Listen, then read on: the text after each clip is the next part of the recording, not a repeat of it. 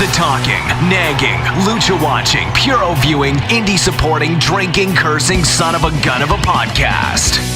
Join former pro wrestler and promoter Dave Dynasty and co-host Ike Isaacs as they talk wrestling and interview those within the business, bringing positivity back to pro wrestling. This is the Dave Dynasty Show. And welcome to the Dave Dynasty Show. This is your host, Dave Dynasty. Thank you for joining us. We do appreciate it. We are available on SoundCloud, iTunes, and YouTube. And whichever way you join us, please like, comment, share, rate and review, subscribe, all that stuff. We appreciate your support. We appreciate you helping to spread the word, building a community here, because that's what we're trying to do. We're trying to build a community, particularly in relation to Indiana wrestling. We have a lot of great talent in Indiana. We have a great history and past in Indiana. And it's time we step out and let the world see us. Everybody talks about all these other areas in pro wrestling, all the other countries, the other regions of the U.S. Well, damn it, it's time for them to talk about Indiana. And, yeah, whatever part I play in that, I appreciate it.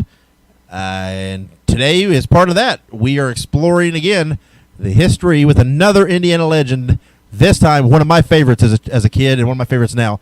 One of the greatest heels ever, in my opinion. A great talker, a great worker, a great character, a great guy. And this is a great interview with Dr. Jerry Graham Jr. He tells all kinds of great stories about his time in wrestling. All over. He worked for the Sheik in Detroit, worked for Bruiser in WWA. He obviously worked with Dr. Jerry Graham. He's got some stories about Scott Steiner. Has lots of different things. It's a great interview. Another Legends of Indiana. We appreciate you listening and sharing these. The response has been great. We're going to keep doing them. We have another great interview next week with another legend, the International Playboy, Bobby Colt. Going to be another great one. Amazing stuff. Once again, exploring the history of wrestling in Indiana. The Midwest, but particularly Indiana, and supporting it. We appreciate that. We appreciate all the support we've gotten on YouTube as we post up some classic episodes of WWA television. We will continue to do that. Periodically, episodes will go up, mostly on the weekends. We try to upload a handful every weekend, so keep watching. We keep getting asked, do we have Bruiser Bedlam episodes from when WWA was bought out, moved to Ohio, taped in Detroit? Yes, we do. They are coming. We have lots of stuff in the archives that we're sorting through and editing. Just give us time. Subscribe to us on YouTube. You won't miss a thing. We appreciate the support. Lots of views, lots of shares. Amazing stuff. Let's continue to spread the word about Indiana wrestling. And, so thank you for listening. Thank you for joining us. Check out DaveDynasty.com for all of our links to our sponsors, all of our links to our social media. That's the best way to stay in touch, best way to stay on top of all the news and happenings and everything we got going on.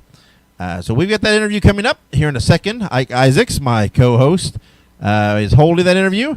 We'll follow that up with a young Indiana star on the rise. You know who he is. You know his work because he's on here every week on the Dave Dynasty Show. Great talent, going to be a big star in this business, so get on board now. We got some wisdom from old Mance Warner. So let's take a quick break here from one of our sponsors. And when we come back, we will have that interview with the legendary Dr. Jerry Graham Jr. So stick around. Visit LuchaMaskUSA.com for official high-quality Lucha masks and merchandise, straight from the luchadors themselves. They have a huge and always growing inventory, so check back often. That's LuchaMaskUSA.com. And welcome back to the Dave Dynasty Show. I am your co-host, Ike Isaacs, and today I am joined with yet again another legend of wrestling, Dr. Jerry Graham Jr. How are we doing today? Very good. How are you doing? Fantastic. So we're just going to hit the ground running with this one. So, Jerry, where are you from? I was born and raised in Toledo, Ohio. Oh, right on.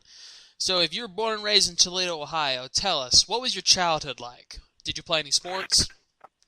Well, I came from a middle-class, maybe upper-middle-class family. My father was a small businessman that did fairly well. I certainly we weren't rich, but yeah, when I was a kid, I participated not only in wrestling, but in swimming, in cross country, track. I played a little baseball, but I wasn't very good at that. I gave it a try. I never wanted to play football because even then I saw the potentiality of permanent injuries. I watched so many of my friends, which the ones today have bad knees, bad kidneys, bad this, bad that. It's a football for high school kids. I mean, if they want to do it, they can do it. But I could see that I didn't want to get hurt permanently that early in life, so I never tried football. Oh, right on. But so baseball, swimming, cross country, and wrestling. Yeah, are my primary sports. Absolutely, yeah. So definitely. So tell us, what were your first memories of wrestling when you were younger? Did you watch wrestling? Because I know a lot of people. Yes, I did. Okay. At that time, it was black and white on television and small screen, and the first wrestler to catch my eye was Hans Schmidt. I don't know what there was about him that I found fascinating. I mean, the war had just been over for 10 years maybe, and he was a German, but, you know, outside of using the name Hans Schmidt, he didn't wear any swastikas, monocles. He just wore long black trunks, and he was a really good wrestler. I enjoyed watching his matches. I wasn't particularly a fan of the Germans at that time. Nobody was, but he used the German gimmick very lightly. His real name, of course, is Guy LaRose. He was a French Canadian, but he just lightly. It was all it took. Now, sometimes they say like less is more. Let's say from maybe I forget which city. When they introduced us, say from Berlin, Germany, Hans Schmidt. That was it. A man that's hated in America that just got acquitted in Nuremberg trials. They never went over the board. Just as Hans Schmidt, and people hated him. And I was fascinated by that. Yeah. Absolutely, yeah, definitely. It's crazy how a gimmick can literally define who a person is and how people see them. It's awesome. Another one whose less was more was Dick the Bruiser. Oh, yes. Who ended up being my business partner later on. But he had nothing either. He came to the ring in black trunks, never had any fancy jackets or robes, never had a manager. And he came to the ring, and he was a rough and tough, what they call a meat-chopping type wrestler, punching, kicking. And but he, when you think about it, once again, none of no entrance music, no showbiz at all, but he was one of the biggest drawing cards of all time. There's Dick the Bruiser. It was the same fascination I had with Bruiser. The guy was just rough, and he was tough, and he was just a record attendance off in the middle of Detroit at the Olympia, which seated 20,000 people for wrestling. They used to sell out every second Saturday, month after month after month, every second Saturday. Sell out. People couldn't get in to see him. But now the third one that got my eye was just the opposite. It was Nature Boy Buddy Rogers. He was full of flash and blonde hair and fancy jackets and fancy trunks. But probably of all the wrestlers, in my opinion, from the time I began watching wrestling to this very day, I'm sitting here in my chair, I think that Buddy Rogers was the greatest professional wrestler of all time. I don't think there's anybody who can come close to him, in my opinion. Yeah. It's crazy, yeah. So I definitely know. I've heard legends and tales of Buddy Rogers. He's definitely seems like a legend in of himself. But he wasn't well liked by the other wrestlers, from what I understand. I only met him once. He was nice to me because at that time he was retired. I was a younger guy in the business, but he was very nice to me the one time I met him. But but a lot of the other wrestlers didn't seem to like him very well. But as a performer, he was head and shoulders above them all. I don't care who you name, and I've seen them all. I've worked and wrestled with most of them, and I never had a chance to work with Buddy Rogers. I would love to have had that opportunity, but he was as good as they get, in my humble opinion. I definitely agree. So, now, of course, this doesn't always apply to every person, but was there ever a time where you thought to yourself that wrestling was definitely what you wanted to do? Was there ever a moment where you said that, yes, wrestling has hooked me, this is what I want to do? There was never a time when I didn't want to be a wrestler, and I'll tell you, some people don't believe in fate, and maybe I didn't either, but now think about this. The whole time I was a child, I wanted to be a wrestler. That's about like in grade school. My friends wanted to be firemen, airplane pilots, all the stuff boys want to do. I wanted to be a wrestler. And I started wrestling in junior high school in a YMCA league and then high school wrestling. And but then after I got out of high school, I went in the Army. And while I was in the Army, I met my wife. And, it comes a time when you grow up and you're going to be a big boy. Now you're not going to be a fireman or a policeman or an airplane pilot.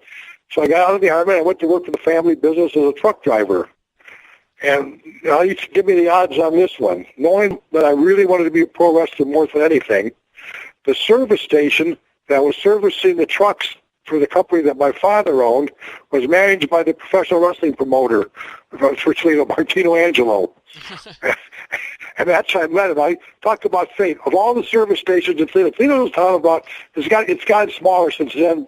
By that time, it was about 500,000 people, okay? So you can imagine how many service stations it takes us. Well, of all the ones they picked out, that was the one they picked. And Angelo and I hit it off really well, and so I told him I wanted to be a wrestler. I always did. So they had a wrestling room down at the YMCA at that time. This was back in the early 70s. And he would take me down there, and he started training me and showing me stuff. And he told me, he said, I think you've got a knack for this. But he says, but the knack really comes after we teach you how to do the various holds and maneuvers, is the timing and what to do, when to do it. That can only be learned by matches. Matches with guys that are experienced, matches that are of guys that know what they're doing, and you do what, you follow their lead, and you'll learn. And that's exactly what I did. I was very fortunate at that time. Angelo took me to the Sheik, who was running the Midwest Territory, and said, I've been training this guy, and he's pretty good. He's good enough to get started working, underneath, job matches, whatever you want to call it, and started. Now, over the first 3 years in the business, I'm going to name just a few of the people that I got to wrestle. Now, if you're going to gain experience by wrestling more experienced people, you tell me how much experience I got. I wrestled Dory Funk Jr., I wrestled Terry Funk, I wrestled Flying Fred Curry, Wild Bull Curry, the original Sheik, Abdullah the Butcher. It just goes on and on. I can't think of all. Randy Savage and I started together. So we wrestled, but I guess we learned together. We went a lot farther than I did, obviously. And Lanny Paffo's brother, I used to wrestle with him. And Don Fargo, who was really a great wrestler, I wrestled with him several. I mean, on and on. At that time, the best talent in the country was going through the Sheik's territory. And every time they would come through to do TV and stuff like that, I was always the guy that they picked out to do with it. And that's Bulldog Don Kent. I wrestled in tag match against the original. Not the real original Kangaroos, because that was Roy Heffernan, but Don Kent eventually became my partner, and Al Costello. I wrestled against them in tag matches. I wrestled Dusty Rhodes. I wrestled Thunderbolt Patterson. We just go on and on. Is that a school or is that a school? Yeah, that's... You learn your craft in the ring. Louis Martinez. I'm probably forgetting dozens, but every one of these guys, you get in the ring with them, and if you paid attention, you slowly learn something. And as you work with matches, if you did a move and the crowd didn't respond, you say, well, that move's not for me. If you did another move and the crowd did respond, you say, this is a move I'm going to keep using in my repertoire. And it's just like a comedian telling jokes. Nobody laughed at that joke, so I'm not going to tell it anymore. So a move that would work for one wrestler maybe wouldn't be right for me. And so you have to develop your own style, and that comes over years. The Wild Samoans, I wrestled them. Just more and more names are coming back to me as Tommy Rich, Harley Race. Eventually, after learning how to work and wrestle, and I was working on top in Indianapolis and Chicago in the late 70s, and on some independent shows around the country. I had the opportunity to go to Hawaii, and that's where I got my PhD, because I sat on the beach. You only wrestle twice a week in Hawaii. How's that? You have to go to Hawaii, you only have to work 2 days a week. I sat on the beach with King Curtis Ayakea and Lord James Tally-Ho Blears, and they taught me wrestling psychology. I had learned quite a bit from some of the other guys, too, but they said, I mean, you're talking about, I was there 5 weeks. Every day, even the days that I would work, we wrestled in Honolulu, so I could still go to the beach, telling me, try this, and then try that. I learned ring psychology. When I came back is when things really hit for me. I started drawing a ton of money for Dick the Bruiser and Vern Gagne and George Cannon up in Canada, and then we teamed up with Bulldog Don Kent. And once again, we did very good with attendances, very good with matches, and it's all about the psychology, what to do, when to do. And that's what it took me years to learn. They told me that I had ability, a knack for it, but you still have a knack for math before you're going to solve the E equals MC squared. You got to have a few years experience, Yeah, working on easier problems. So that's how it came with me, not to hog the mic, but I figured I'd get all covered answer your question in one fell swoop. And then through the 80s, I did, once again, very well. And I made a lot of friends and a few enemies in wrestling, and that's Jerry Graham Jr. Oh, and of course, Dr. Jerry Graham, my partner, he was an expert too. He was a genius. He had his own personal demons to fight with, but he knew wrestling, and he knew what worked and what didn't work. And I learned a lot from him as well. Yeah. Absolutely. So I do want to take us back just a little bit. I want to rewind time a little bit because you gave me you gave us a lot of information, a lot of experience just in that little snippet there. But so back when you first started wrestling, there was still the ideology of kayfabe. Kayfabe was still taught to people back then, and while it might be still taught today, not so much anymore. So did they specifically teach you that everything was a work? Or did they instill a fear in you of breaking this secret? No, the way it was when I was trained, there was no threats or just saying that you could be if you put out a wrestler, if they guys hear you talking, they just won't use you anymore.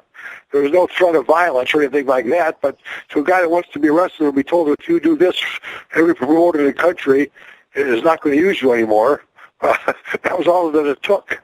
I didn't say anything to anybody, to my best friends, to my family, anything. Even though I got that question asked me constantly, I never broke kayfabe.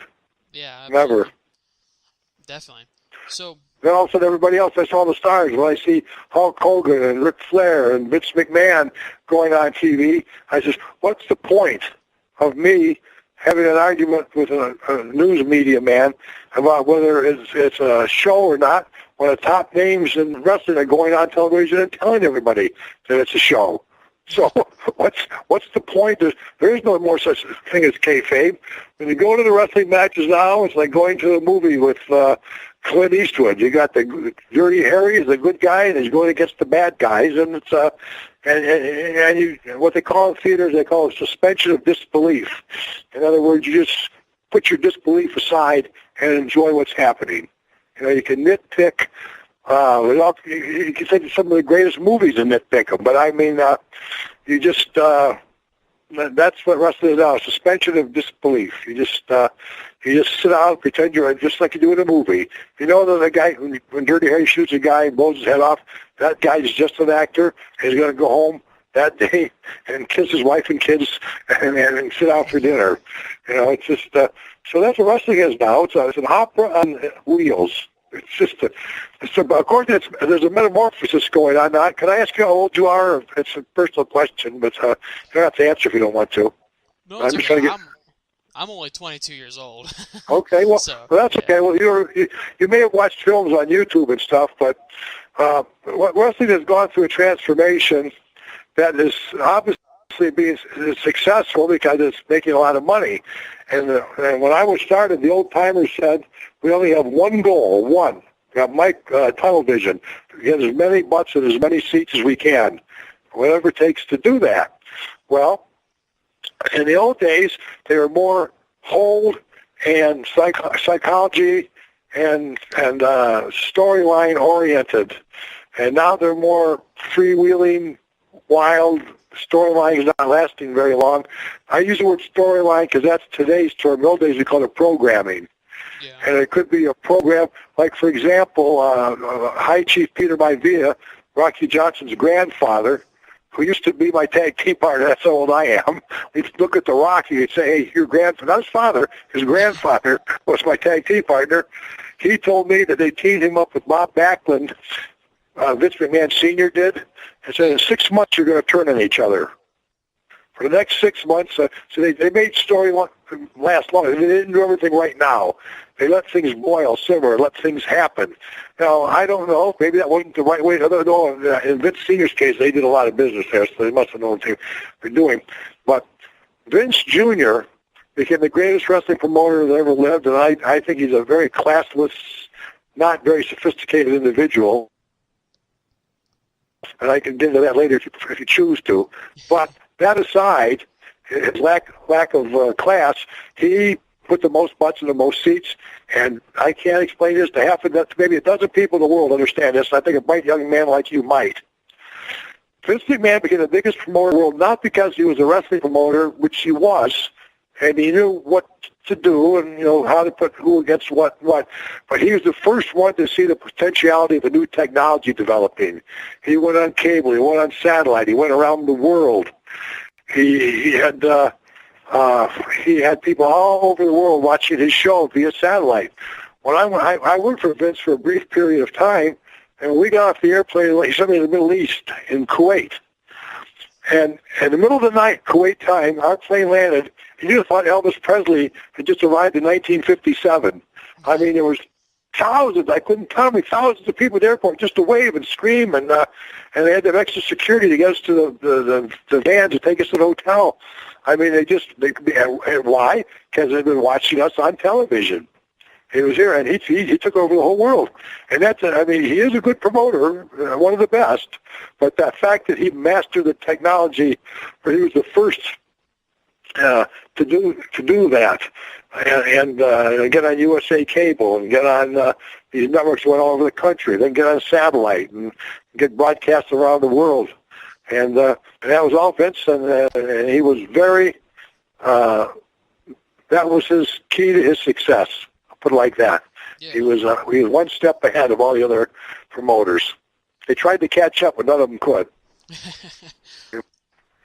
Yeah, and I think today still people are trying to catch up, but something that people always have to remember is that it's going to be hard to do that. Ted Turner couldn't do it, and he had hundreds of millions of dollars, and he loved the business, and he ran WCW at a loss for years. Just trying to, and his problem was they had bad management. They had great wrestlers at WCW, but if they wanted to give Vince a run for his money, I'm not going to say put him out of business because nobody's going to put Vince out of business, but if they wanted to give a run for his money, in my opinion, they should have put Terry Funk in charge of everything. But as I understand it, and I used to promote I used to promote Toledo for WCW, and the left hand never knew what the right hand was doing. It was just insane to forget to put promos on a TV show. Well, the promos is what sell the matches. And when I complained, they'd act like I was crazy. Then when the houses wouldn't draw, it was my fault. As a theater promoter, my job to the main office, which was in Atlanta, was to tell them what's happening and what we need to do. That was my job description. And when I say, your promos are not getting on, they're supposed to start promoing a show 4 weeks before the event. Yeah. So our first show was 4 weeks, 3 weeks, 2 weeks, nothing. Could I talk to anybody? No, I had to talk to some, I can't think of his name now, some flunky. And there's a really nice girl there named Georgia that answered the phone, and she said she'd pass these messages on, but I could see that they were going nowhere. They just didn't have, and I talked to the guys who were wrestling down there, and they said there were 3 groups of wrestlers. And Hulk Hogan had his group of wrestlers because he had already left Vince, and Hall and Nash had their group, and Kevin Sullivan had his group, and then we argued with each other about who was going to do what to who. There was no organization. It's a proper wrestling promotion. You've got to have one person in charge of the booking, of the matchmaking, whatever you want to call it. And he is in charge, and nobody defies him. If the owners don't like what they see, then you fire him. But while he's in charge, he is the king. If you don't like what he wants you to do, then quit. But that's the only way to be successful. And Vince does that very well. He's got his chain of command right in place, and that's something that Ted Turner had. These goofballs. Some of them are good wrestlers. There's 2 separate skills, and I call it the Mickey Mantle syndrome. Do you remember Mickey Mantle? Have you heard of Mickey Mantle? Yeah, of course. He was a star baseball player for the New York Yankees. Very good, one of the best of all time. I watched an interview with him once. It reminded me so much of many of these wrestlers. He said, how come you've never managed a team? Make you retired from baseball? Just because I don't know how. I have no mind for strategy. He says, when they wanted me to bunt, I'd bunt. When I go for the long ball, go for the long ball. Whatever the manager told me to do or try to do, that's what I do. I cannot strategize a game. So the same thing goes for a lot of the greatest wrestlers you'll see. You can tell somebody, hey, this is what I want done, and they can do it perfectly. But they themselves cannot think, I'm making myself clear, they themselves cannot think this would be a good thing to do. They need somebody to tell them. Yeah. And they had people that didn't know psychology running WCW. They had some great wrestlers. Scott Steiner, I trained him. I brought Scott Steiner into the business. I trained him. I booked him his first 100 matches here in the Ohio, Michigan, Indiana area. Then he went on to bigger and better things. I'm very proud that I can say that I trained that man. But he was down there, and you know, I was hearing that there was just chaos. And to me, the best guy, if I was going to had a big promotion with unlimited budget, if I had an unlimited budget, I would put Terry Funk and another old-timer named Mark Lewin in charge, because those guys are just like geniuses on things to do. If Terry Funk was running WCW, then number one, they'd still be in business, and number two, Vince would be very annoyed. But Vince would still be in business too, because he's very good. Yeah. So definitely. I think when it comes in terms of these promotions back in the day, I think that, like you said, that there was not enough brains in WCW to keep it afloat. So I would definitely agree with that. Well, every match was a run-in disqualification. Everybody fighting everybody. If you watch Vince's show, there's lots of winners. We're right in the middle of the ring. Well, see, people don't like too much of those double DQs, double countouts, or whatever. You know, they want to see winners and losers. They really do. And if there's a little thing, but once in a while you do something to get them interested, somebody pulls a stunt that needs to be dealt with, somebody needs to be given their comeuppance, that's how it's done. You know, and it's just a shame that a lot of the guys don't understand it. Like, for example, Terry Funk was running WCW for a very brief period of time. Once again, this is before your time, but he had this idea that they were going to have a pay-per-view, and every match was going to have a different former NWA champion co-commentate the match. And they had Harley Race, they had Gene Kaninsky, they had them all. Okay, Tommy Rich. So anyway, at Ric Flair's match, Terry Funk was a co-commentator. And right after Ric Flair won the match, Terry Funk came in the ring, attacked Ric Flair. All through the commentary, starting to get madder about how he didn't like Flair. And he piled driver him on a table and broke the table. And they took Ric Flair out, and they said that he was never going to wrestle again, that his neck injuries were too severe. But then, of course, they got some doctor that could fix him. And when they came back, Terry Funk and Ric Flair started drawing huge money on pay-per-views. And they made Ric Flair a babyface. And when he came into Toledo, when I was promoting, you'd think Hulk Hogan walked into place. I mean, he was a great babyface. Ric Flair would come in there, and the people would go crazy. We had pretty good-sized houses. They could have been way bigger if they had done things correctly. But then they were going to decide they were going to have a booker. It was going to either be Terry Funk or Ole Anderson. And I couldn't believe it when they announced it was Ole Anderson. And the first thing he did was, well, we got to have Ric Flair go back to being a heel. And that was the beginning of the end. People were tired of Ric Flair. You take somebody that, a fan, you take a heel that's seen the light, that's the fan's favorite babyface. A guy that's like seen the lights, and that's they didn't Flair. Then they reversed it back. They went backwards, and their houses started dropping. And it was just due to bad decision making. And I think if Terry Funk would have stayed on as the booker, Flair would have stayed on as a babyface, and I think that the WCW would have been a lot more healthier. But because it was gaining. They were listening to Terry. You think, give me Christmas. We're doing what this guy says, and the houses are getting bigger. Why are we going to fire him and put somebody else in? I couldn't understand it. To this day, I don't understand it. But that's what it was. That's the history. Yeah. Yeah, no, it's definitely. But so before we move on too far here, I do want to do another quick rewind. So you talked a little, yeah, you talked a little bit about in the '80s.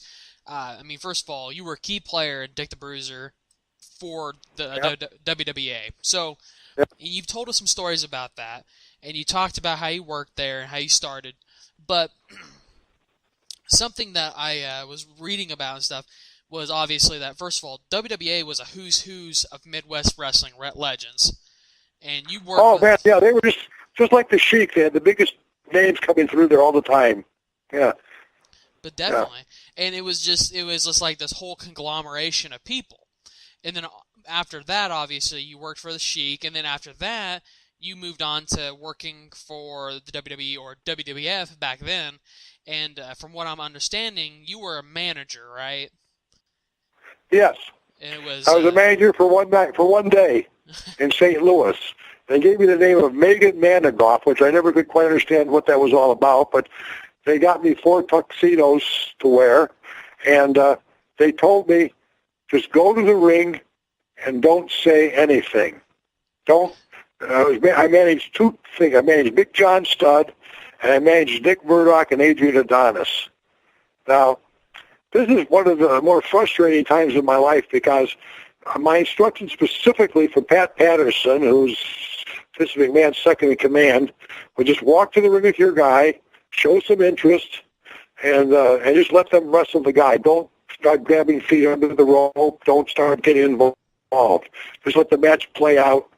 And when the match is over, Gene Okerlund is going to ask you one question. The question and your answer are only going to be 30 seconds. And he wants to just see how spontaneous you are. So they didn't the question was going to be. So I went there with Big John Studd, and Studd, goes out there. He was a big guy, and then he beats his man, and I think it's over, and Okerlund puts the mic under my mouth with the question, why does Big John Studd need you? Why does a man of this man's caliber, size, strength, and ability need you, Megan Manonoff? Okay, that was the question. My answer was because he's tired of being taken advantage of by crooked promoters, incompetent commissioners, and referees that are biased. With me in his corner, all he has to do is worry about his opponent. I take care of the business end. I make sure he gets the money right. I make sure he gets a fair deal with the commission and with the referees. Now, I thought that was a reasonable answer for the question that I was given spontaneously with no preparation. Yeah. We got back to the dressing room. I thought Studd was going to have a heart attack. God rest him. He's dead now. I feel badly. He said, you don't talk about yourself. You talk about me. I said, did you hear the question he asked me? It doesn't matter. You tell me I'm the biggest man in wrestling. You tell me nobody can slam me. You tell me this and that. I said, well, usually, so we did 4 tapes that day. So when I came back the second time, I didn't even care. I didn't even remember the question Okerlund asked me. I just said, Big John Studd's the biggest man in wrestling. Nobody can take him off his feet. It was just ridiculous. See, when you got a manager and a heel, you're supposed to function together as a team to get heat. You're not supposed to be at odds with each other. And I answered the question that was asked of me in an intelligent and concise manner. Now, John Studd always took credit for getting me fired from the WWF. I don't really think he had that much clout. I think that Vince McMahon just didn't like what he saw, which can happen. Now, I was fired right after that incident in St. Louis, and that's okay. I was in business, myself and my family business, and I had to fire people sometimes too, except when I caught them stealing. Then I didn't care. But if a guy just couldn't do the job or something, I'd say to him, I try to be nice. I'd take him aside. I certainly wouldn't embarrass him. Okay, here's how I was fired from the WWF. I was out calling on customers for our family business, and I came back to the office. My secretary says, "Oh, by the way, the WWF called and said don't bother coming back." So I was fired by my secretary. I mean, the man didn't have the class.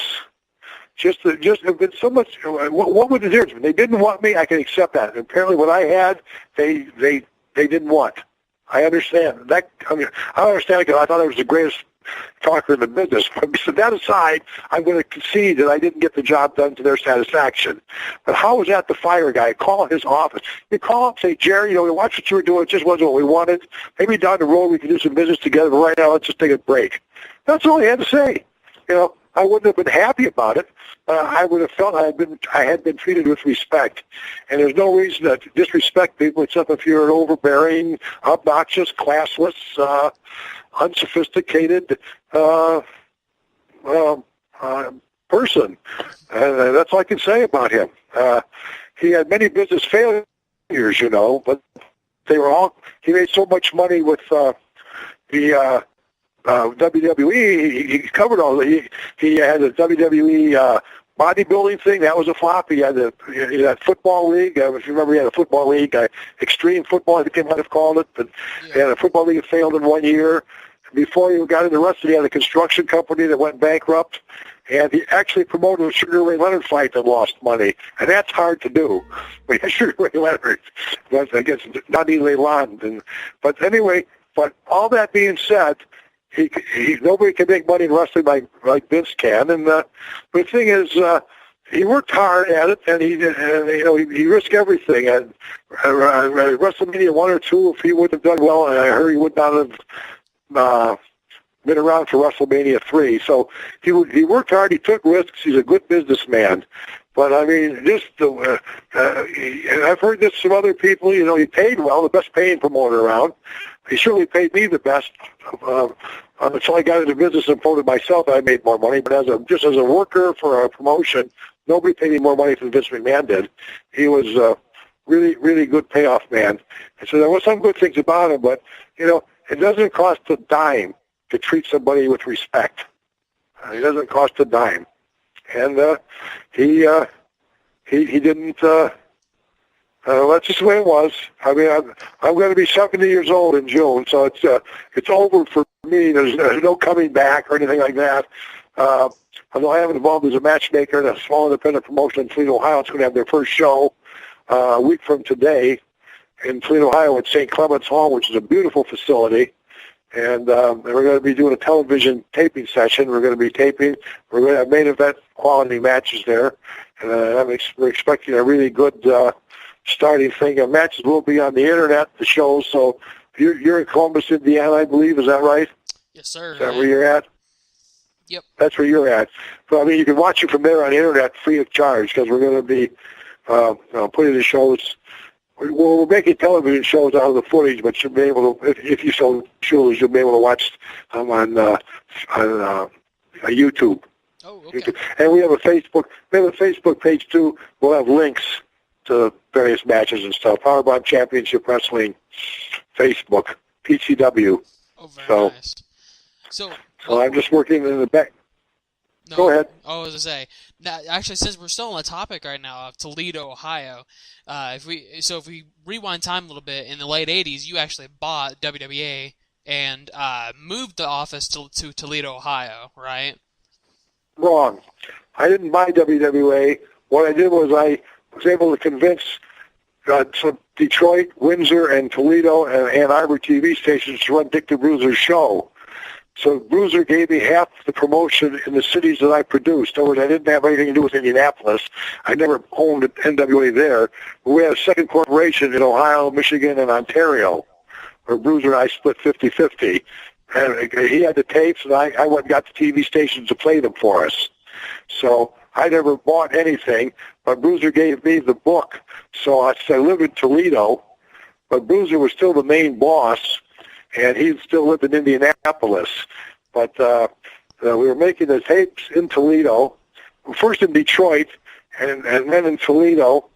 And then there's a thing that's going around on the Internet. My son told me, I keep getting mad at stuff on the Internet, he won't let me play anymore. So I can't, but Bruiser and I made money every year we were in business.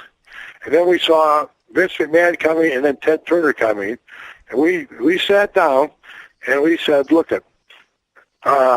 these guys take a city like Toledo, Indianapolis, and they run 3 shows a year.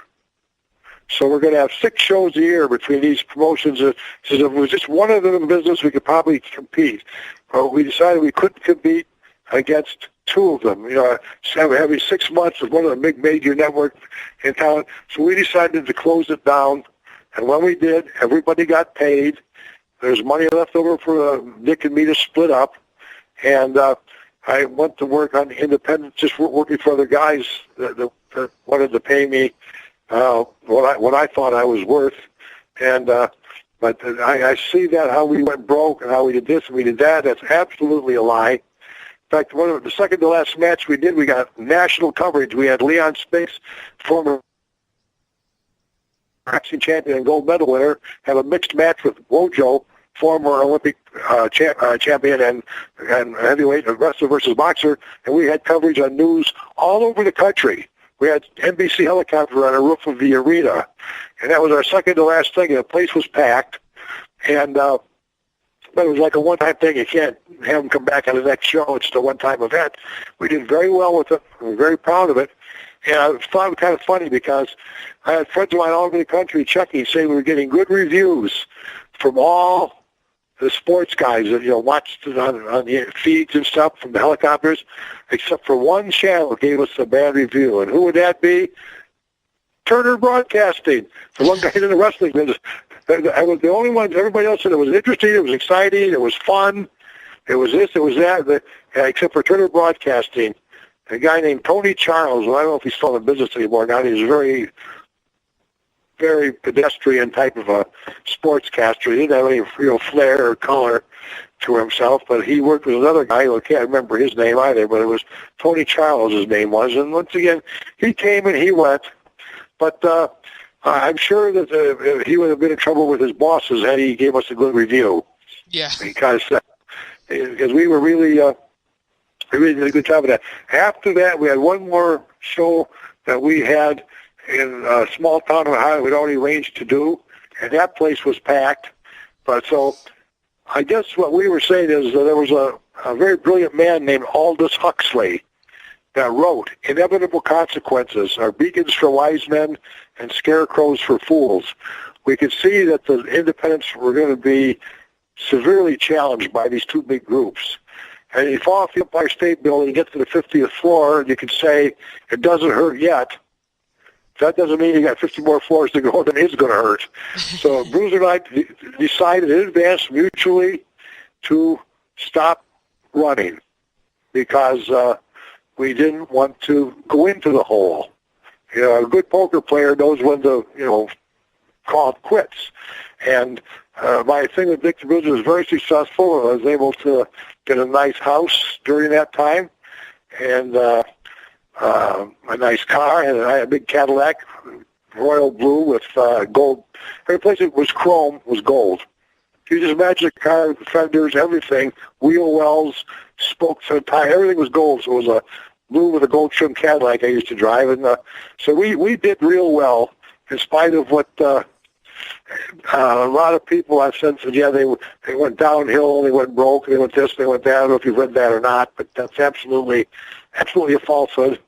And we sometimes you just we could see a matter of circumstances. We didn't. Many a promoter lost a lot of money trying to fight with Vince. One that comes to mind was the late great Vern Gagne, the Sheik. And a lot of others, they kept trying to hang in there, and they all went under, losing a lot of money doing it. Whereas Bruiser and I knew when to quit. And that's the real story behind me and Dick the Bruiser, or Dick the Bruiser and myself, whichever is grammatically correct. Yeah. But we did not go broke. We made an informed decision to just close it down because we could see that we were going to go broke, and we continued to try to compete with all these, six shows a week in Indianapolis, 6 shows a week, and a year, 6 shows a week in Toledo. I think it might have been maybe a little bit more in Detroit because it was a bigger city. But it was one night in Indianapolis, we had a full house at the Tyndall Arena for Dick the Bruiser versus Wojo in a steel cage. And right down the street in the convention center, Hulk Hogan was wrestling Paul Orndorff. And we had probably 2,000 people at our event. So we were doing good at the beginning, but then we could see our houses were starting to drop, and then that's just when Vince was by himself. Ted Turner is when we made the decision. Dick said we could work around a few big shows, but there'd just be too many of them. It was Dick's idea, but I agreed with it after he laid his logic out on the table, and it was the correct thing to do. Yeah. Shut it down, and that's what we did. Now I'm back. I'm not promoting myself. I've been hired by a independent promotion, Powerbomb Championship Wrestling, to make the matches for them, and I'm doing that, and we're going to just see what kind of a job, if I can be a manager instead of just a player. You know, if I don't want to play Mickey Mantle. I'll be calling the shots, and we'll see how it comes out. And of course, I was already doing that. I did that for Bruiser. I did that for George Cannon. Promoters would start using me, and I'd make suggestions, and they'd like them. And pretty soon, I was pretty much leading things along. And when you start drawing money, everybody likes you. And the first main event in Joe Louis Arena in Detroit was Dick the Bruiser and Bobo Brazil versus me and the Great Wojo.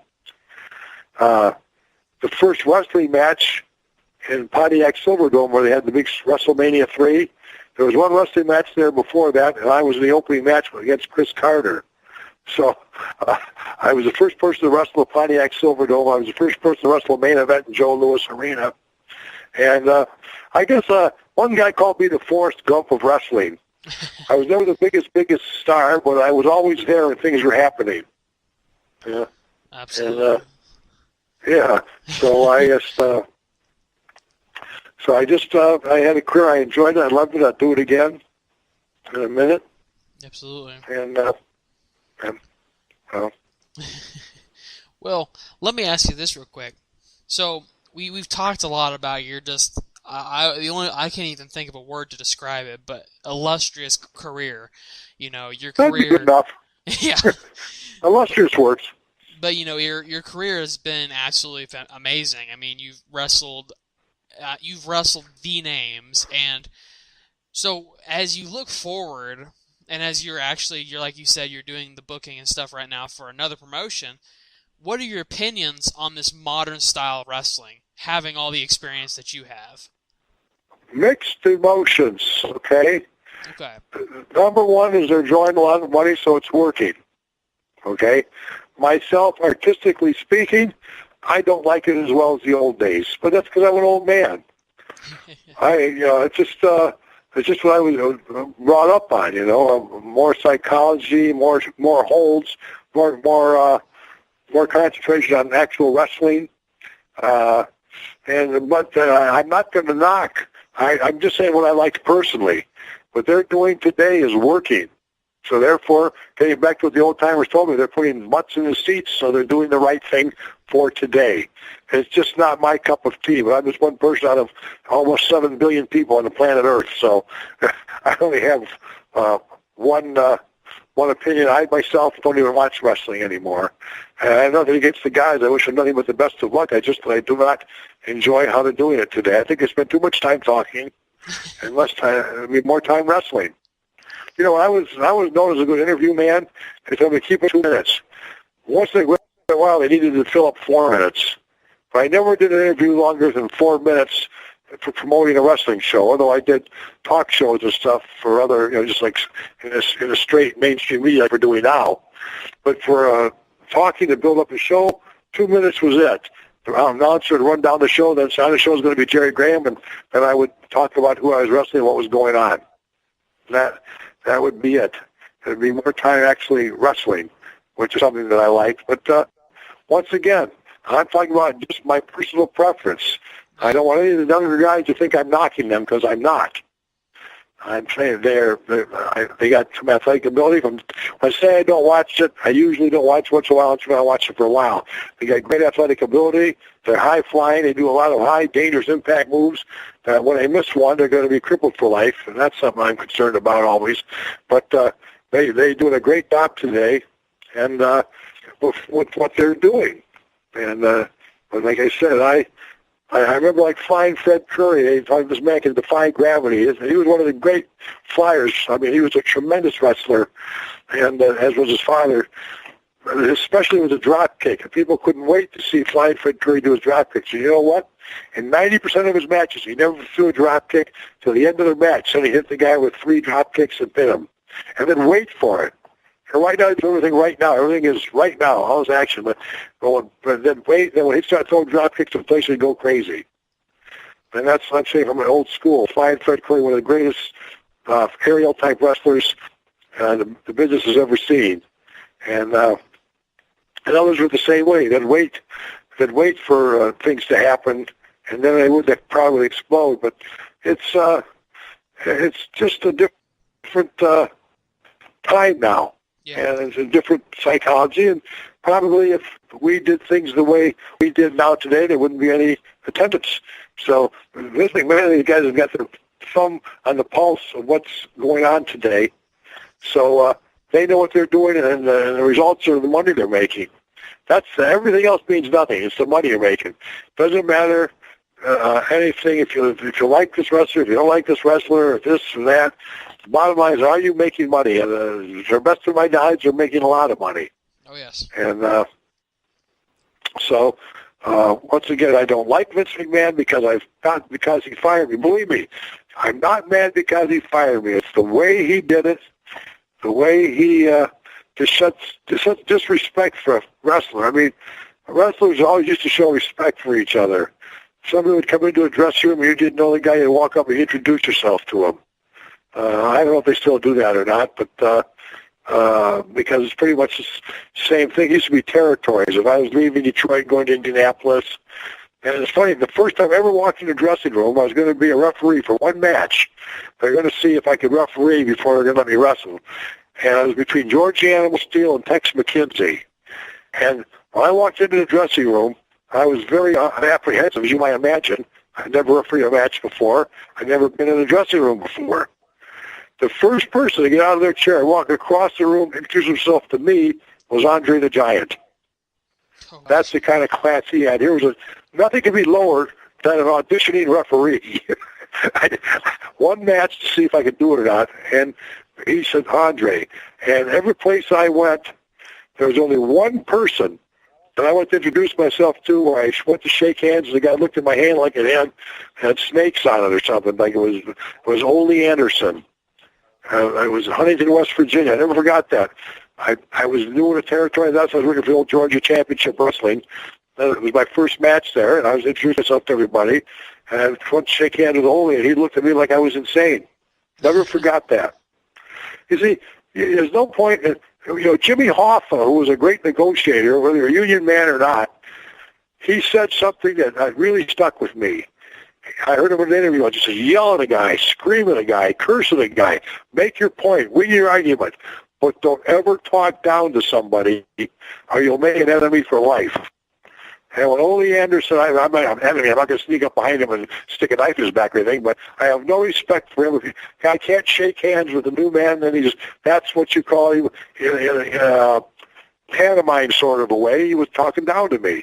I wasn't good enough to shake hands with him. Therefore, it's an insult. Vince firing me by way of the secretary was an insult. I mean, it wasn't needed. It was talking down. So, call the secretary, tell him he's fired.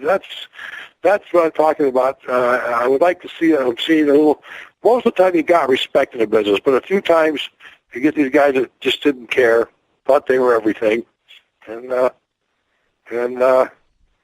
they didn't. So, yeah. Well, definitely. So, before we wrap up our interview with you, we do actually have a few listener questions, if you don't mind. Sure. So, first one, the legendary Rip Rogers wants to hear you tell some stories about Randy Savage when you both worked for the Sheik in Detroit.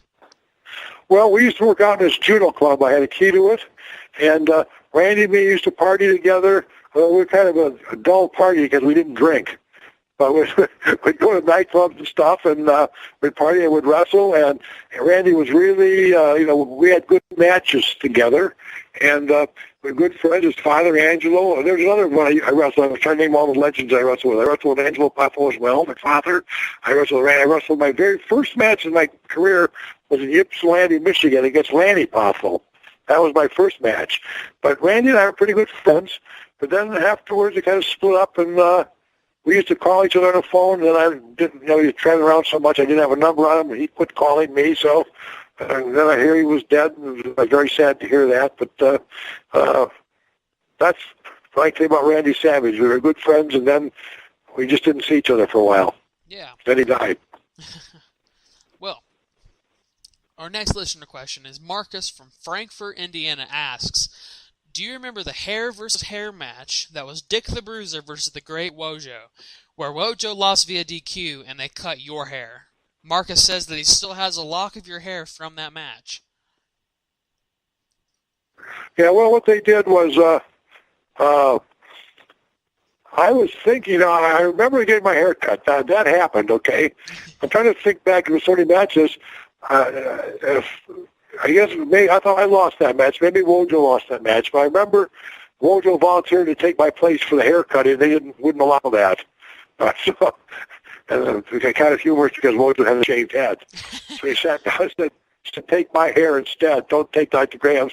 So they cut the hair out of my head. Then I slipped out. I ran, got away. They did a pretty good job with the shears. They didn't go all the way down to the skin, but they got a pretty good amount of hair out of my head. And yeah, that happened. So I guess I'm not sure what the question was, except yes, I remember the incident, and I thought I had lost the match, but I might have been managing Wojo, and it might have been Wojo could have lost. So, but yes, it did happen. I got my hair cut in the ring in Indianapolis. Yeah. Oh wow. So Ed from Louisville, Kentucky says you had a talk show type segment on WWA TV during the '80s. Whose idea was that, and what are your memories of doing that? What kind of second thing? I didn't hear the question. Ed from Louisville, Kentucky said you had a talk show type segment on WWA TV. Oh, yes, yeah. yes. It's talk show. I'm glad you said Louisville the second time. I used to live there. It wasn't Louisville. It's Louisville for us to have lived there. But, yes, it's called Graham's Gallery. It predated Piper's Pit. And I would have people on, and we'd just do pretty much the same thing, but I did it first. That was Graham's Gallery. It would be a 3-minute segment. When we're talking about time, it'd be a 3-minute segment where I'd interview various wrestlers. And what it was a way of getting people to know the wrestlers. It was just a new wrestler, especially coming into the territory. I'd talk to him for 3 minutes, and a lot of times I'd let him have it good. Sometimes I wouldn't, depending who it was. But it was a pretty popular event. People used to talk about it, so I assume it was okay. And the only way to bring it back now, he said, that's wouldn't work now, I'm too old. Okay. But that was Graham's Gallery. Oh, wow, okay. So, and then actually we have 2 more questions, but this one is, and you actually answered this question earlier, but it says, Steve from Chicago, Illinois asks, did you encounter a young Scott Steiner in WWA? And if so, what are your memories of him? Well, Scott Steiner came down, and I'll tell you how good of a natural he was.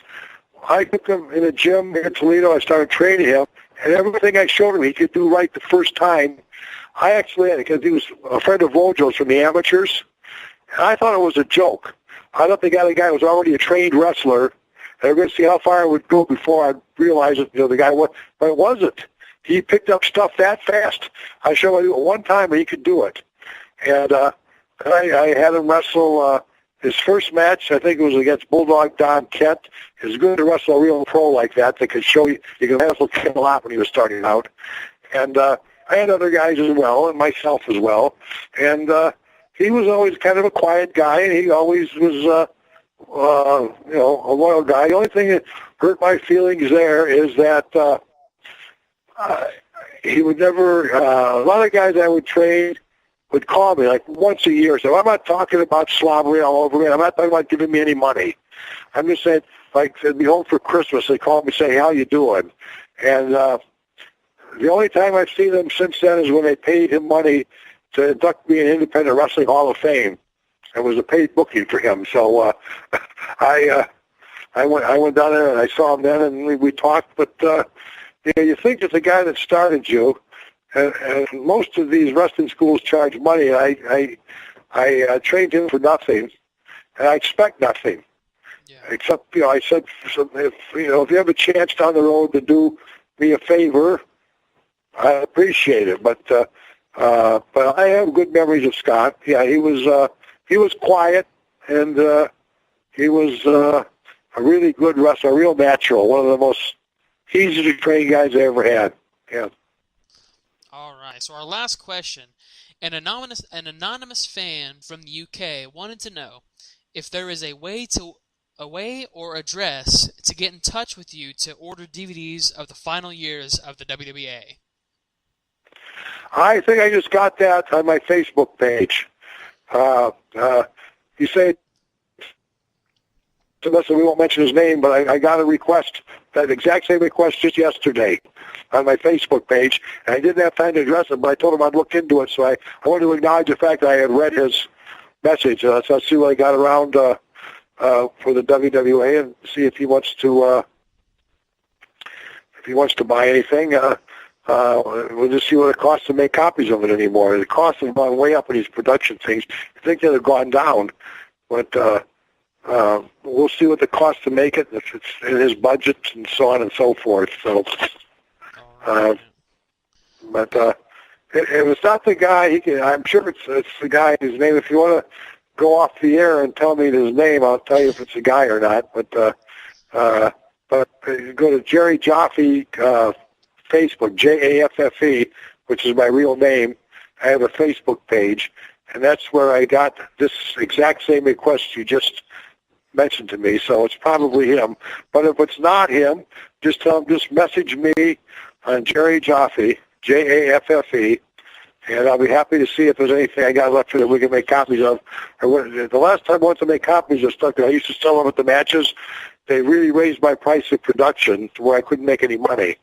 But this is not a commercial deal. The guy if he wants a collection and he wants to pay, I wouldn't charge him too much over cost. But my concern is the cost has gotten pretty rough right now. Yeah. So we'll see what we can do. Okay. All right. So, of course, this has been a fantastic interview, but where can people follow you on social media so that they can keep up with what you're doing? Well, they can follow me at PCW Facebook page, and they also have a web page, PCW Excitement without an E. I think excitement.com, and they always start on my Facebook page because I post stuff about wrestling there as well. So between those three, they can see what's going on with me, which is basically I'm working in the back room now. I'm not doing it. I occasionally come on television, maybe help co-host a show or something. But as far as being a manager or being involved in any physical confrontations, those days are over. All they got left is my brilliant mind, which is probably one of the finest in the business. But the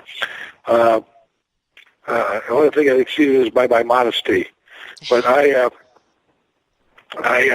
that's what I'm doing right now. If you want to keep up with me, I'm matchmaking for PCW. So that's the answer to your question. And tell the guy, Jerry Jaffe, Facebook, if he wants to get me in. If you want to keep up with me, what's going on, just check the business pages. Watch for the YouTube shows. You'll see a lot of what my matches will be. There'll be links on my Facebook page to all the matches. So you'll be able to watch whatever you want to watch and not watch whatever you don't want to watch. Absolutely. There's a match that people might enjoy. One thing, there's a match on Facebook that was kind of exciting. Somebody posted it, and it's just that match other than the whole TV show. It's posted under One Wild Match, 3 words. And it's a tag match with Don Kent and I against Chris Carter, and he's now known as Bobo Brazil Jr., but he was Calypso Jim then. And it was a particularly good match. It's only 8 minutes long. It's called One Wild Match. And if fans like wild matches, they might enjoy seeing that on YouTube. But if they don't watch it. Okay? It's up to you. Okay?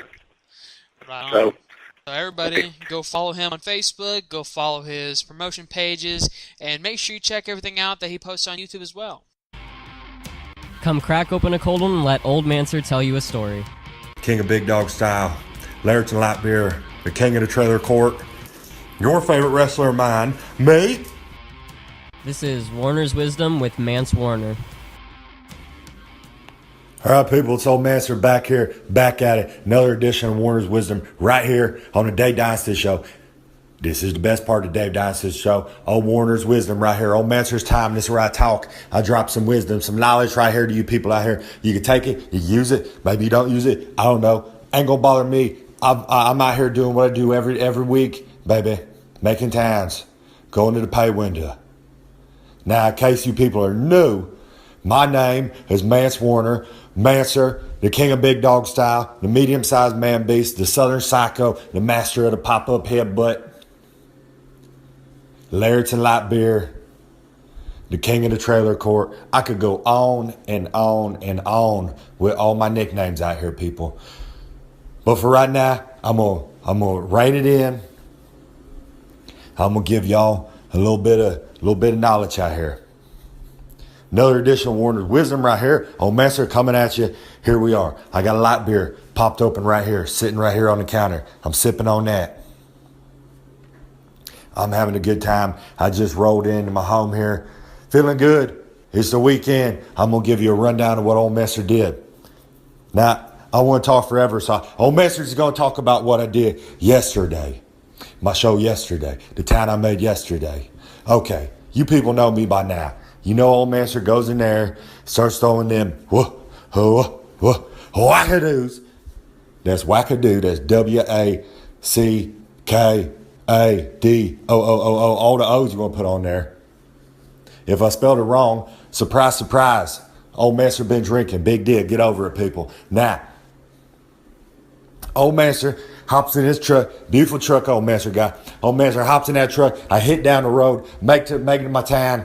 I got my t-shirt that you could go to ProWrestlingTees.com and buy one of them beautiful t-shirts. Old Mancer says Laird's and light beer on it.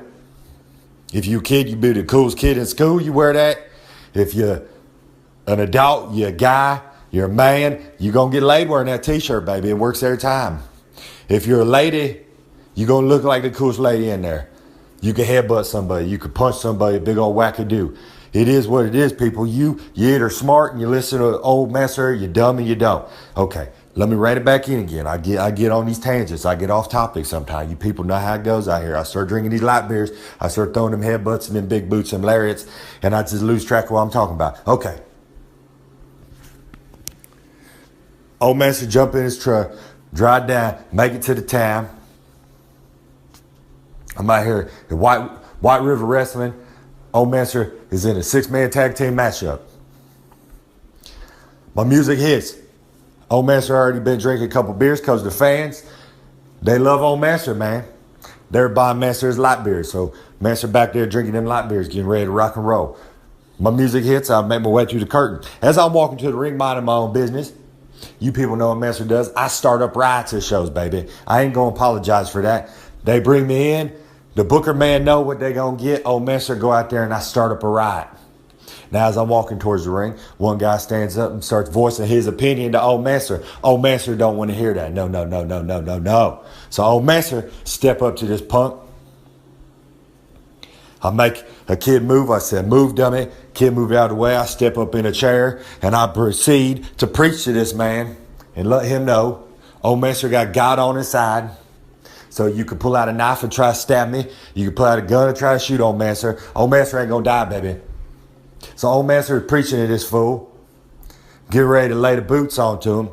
And another punk starts running his mouth. So Old Mancer proceeds to finish up my preaching, my gospel on this fool, and I move to the next dummy. We go nose to nose right here. Security ain't doing their job.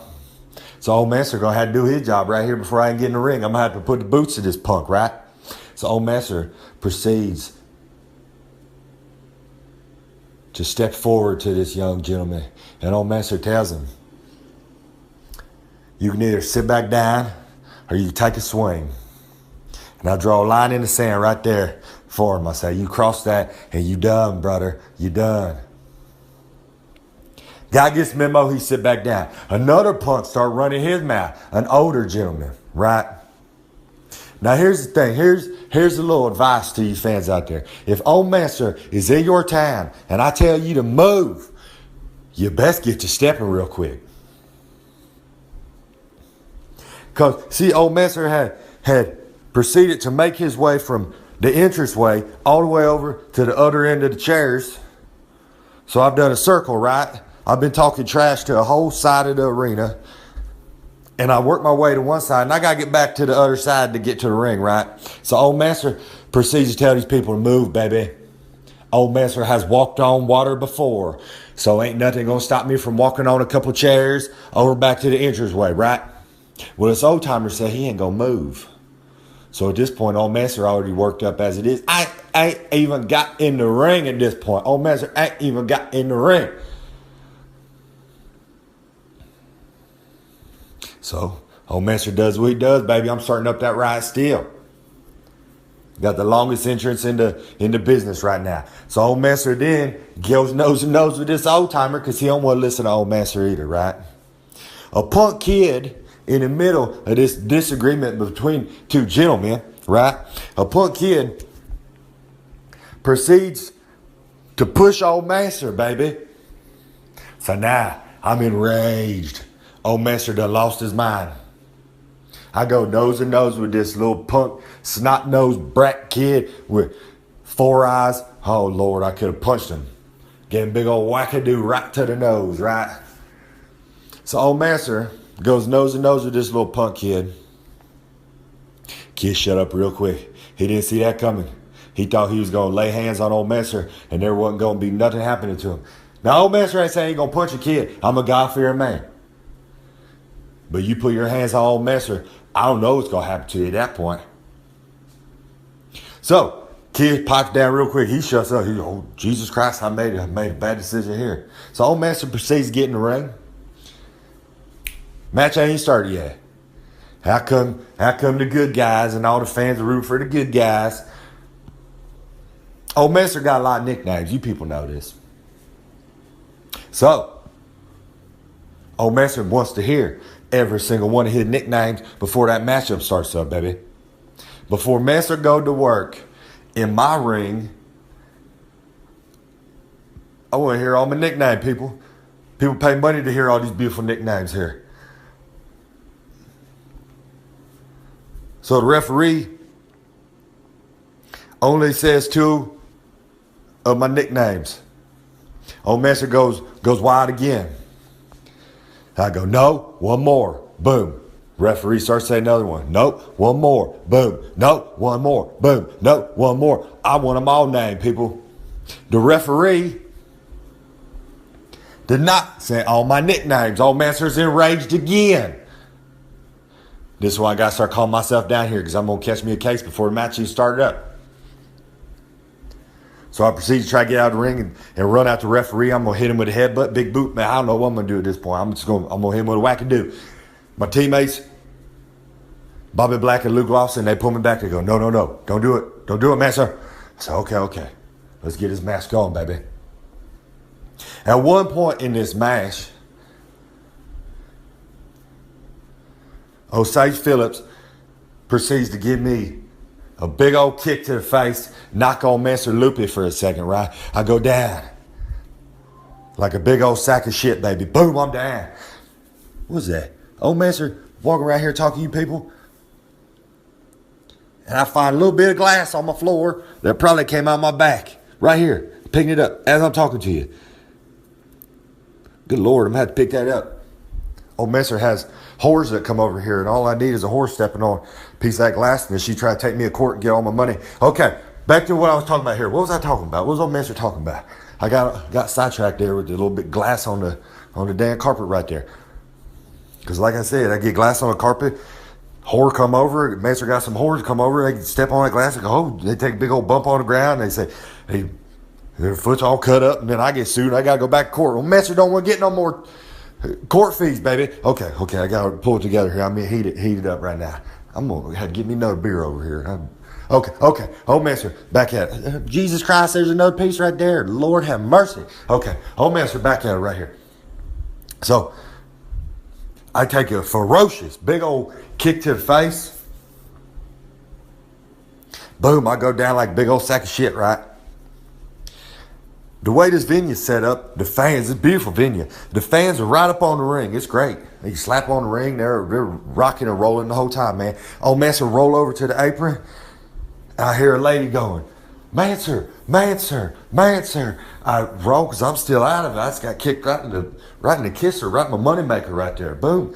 I roll over. She got, I ain't going to say what brand of light beer. Let's just say it's a light beer. Old Mancer ain't going to be putting over them light beers unless they're sending me free samples, sending me free light beers. Maybe sponsoring Mancer, give Mancer some money, baby. I ain't putting nobody over no more on here unless the light beer company gonna be paying me. Anywho, old Mancer roll over, boom, I got light beer right there. Oh honey, give me the light beer. Mancer takes a couple swigs off that bad boy. I'm ready to rock and roll again. I'm back up. I'm rocking and rolling, baby. Boom. Come in there, throw some headbutts, some big boots. Pop up headbutt. Boom, 1, 2. See, you didn't know what I was gonna say right there. 1, 2, what? 1, 2, 3, baby. Mancer wins every time. Went out, got some more light beers. Fans just bring me them light beers, man. Every show, the fans be bring me them light beers. I love it, man. Good people out there. You like light beers? I like light beers. Buy on Mancer a light beer. Hey, while you're at it, buy a $20 t-shirt. Pro Wrestling Tees. Hey, buy 8x10. Is it 8x10? Yeah, 8x10. Buy those pictures off on Mancer, baby. You got to get a couple plugs in here once in a while. You know what I mean? Okay. So to sum it all up, Mancer, what I do every weekend, baby. From Thursday through Sunday, baby, I make times. Now the knowledge that old Mancer giving you right here, because sometimes I know you people just tune out to this beautiful voice that old Mancer got, and you just go, man, I'm so relaxed to listen to old Mancer get wild on here.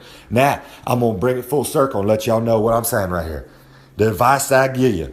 Whenever you see old Mancer, Mance Warner, the king of big dog style, Larritt's and light beer, the Southern Psycho himself coming to your town on a flyer, on a poster. If the company is smart, they put old Mancer on a flyer, on a poster. If not, they just dumb, man. They're just dummies. Now, anywho, when you see old Mancer coming to your town,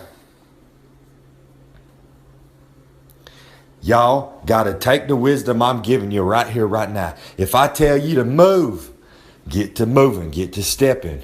Start kicking that dust. Because if I got to tell you 2 times,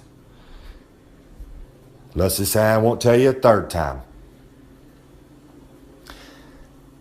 As soon as that music hits and old Mancer come through that curtain, you look at these eyes, baby. These eyes do not lie to you.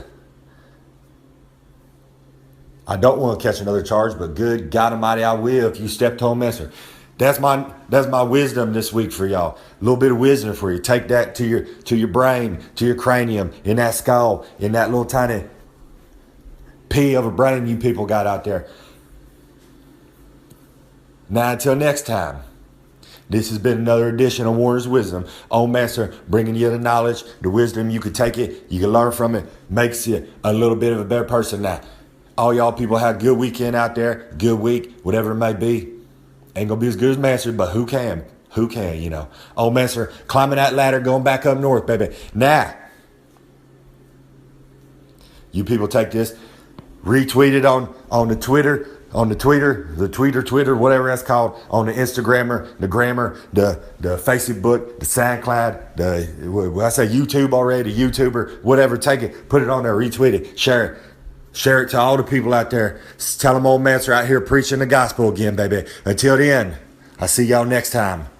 Visit our friends at the Masked Republic. Go to luchaloot.com and luchashop.com and use the promo code DYNASTY for exclusive discounts. And thank you for sticking around. This is your host, Dave Dynasty. This is the Dave Dynasty Show. I'm telling you right now, if that interview with Dr. Jerry Graham Jr. does not get you excited, you just need to check your pulse, because it is amazing. Jerry is great. He's such a great guy. Such a great interview. Such a great talker. Was such a great talent. Check him out on social media. He's still active in the wrestling world. So check out what he does. And again, go to our YouTube channel. You can go to davedynasty.com. Right at the top, there's a link to YouTube. Or if you look at the very bottom of the page, there's a banner straight to our WWA Memories playlist. You can see episodes of classic WWA television. And Dr. Jerry Graham Jr. is all over those episodes. As a manager, as a wrestler, interviews, you get to see him in action. You get to see the history of wrestling in Indiana, and you need to share it. You need to spread the word that, hey, everybody talks about all these other territories. Everybody talks about all these other areas. They are all fantastic and wonderful and great, but goddamn, so is Indiana. So is the Midwest. Get out there, spread the word. As Trip Cassidy said, hashtag be independent. Share it, make it a thing. Speaking of Trip Cassidy, he is helping bring Punk Pro Wrestling to Indiana. This is an exciting thing. Punk Pro is a spectacular group that is out there. Trip's been working with them. And you all know Trip Cassidy. If you don't, go in the archives and check out the interview we did with Trip. It's a great thing. Trip is truly the future of Indiana wrestling. I believe he is the leader of the future of Indiana wrestling. He has taken it on his back, along with all of us in the community, to spread Indiana. But he is going to be part of this Punk Pro show that's coming on June 3rd to Indianapolis. You can look it up on Facebook, check out Trip Cassidy, and look up that event. But hey, be there. Let's sell this place out. Let's support. We're telling them we're with Trip, right? We're supporting Trip. We're supporting Indiana wrestling. It is going to be amazing. Hats off, Trip Cassidy, for everything you do out there. I love you, brother. Go to the show. Go buy your tickets now. You will not regret it. Punk Pro Wrestling, June 3rd at the Outlaw Arena in Indianapolis. But get out there every week, every Saturday, and support wrestling in Indiana. Every Thursday in Jeffersonville, Indiana, check out IWA Mid-South. Every Saturday in Memphis, Indiana, check out IWA Mid-South. And then every Friday night at the Outlaw Arena in Indianapolis, check out WCWO. And then all the other promotions and organizations out there, support them. Go to their shows. Go out every weekend. Buy a ticket. Support these guys. Buy a shirt. Show them some love, show them some support, show them that, hey, we believe Indiana wrestling is the best out there, and it's time to let the whole world see that. Thank you for joining us again. Let's build community. Share everything. Get out there and spread the word. Hashtag Dave Dynasty Show. Hashtag be independent. Share the episodes. Tell everybody to listen to the Dr. Jerry Graham Jr. interview. Tell everybody to go to the Punk Pro Show and support Trip Cassidy. Look in the archives with all of our other interviews with other great Indiana legends and upcoming Indiana stars. Hey, let's get out there and show the world a love, and let's show them some Hoosier pride. Thank you for joining us. We will see you next week where we have another great interview with the International Playboy, Bobby Colt's going to be great, another Indiana legend. Thank you so much. Hey, be good, be safe, be independent, and keep on growing. We'll see you next week. Thank you.